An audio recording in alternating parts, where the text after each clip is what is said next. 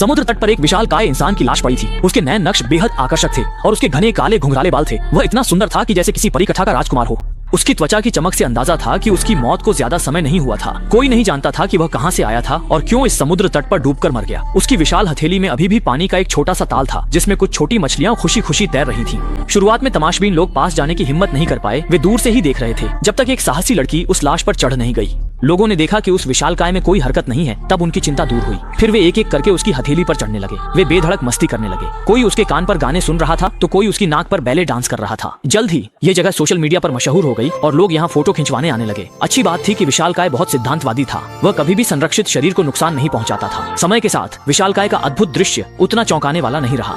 कुछ ही दिनों बाद यहाँ घूमने आने वाले लोग बहुत कम रह गए। इसी समय इंजीनियरिंग टीम शोध कर रही थी कि इस विशालकाय को कैसे टुकड़ों में बांटा जाए, क्योंकि उसका शव धीरे धीरे सड़ने लगा था। उसमें अब पहले जैसी ताजगी और रंगत नहीं रही थी और उससे बेहद दुर्गंध भी आने लगी थी। यहाँ तक कि उसकी हथेली में जमा पानी भी सूख चुका था। लोगों ने उसके शरीर पर मनमाने ढंग से चित्र बनाना और लिखना शुरू कर दिया। इसके तुरंत बाद कर्मचारियों ने विशालकाय के शव के टुकड़े कर दिए। उसकी टांग की हड्डी को एक मीट शॉप ने अपने साइन बोर्ड के रूप में इस्तेमाल किया। उसकी बाह की हड्डी को लापरवाही से घाट के किनारे फेंक दिया गया और उसकी खोपड़ी को गांव वालों ने शौचालय के रूप में इस्तेमाल किया। और जो जगह कभी भीड़ भाड़ वाला आकर्षण स्थल थी, वहां अब केवल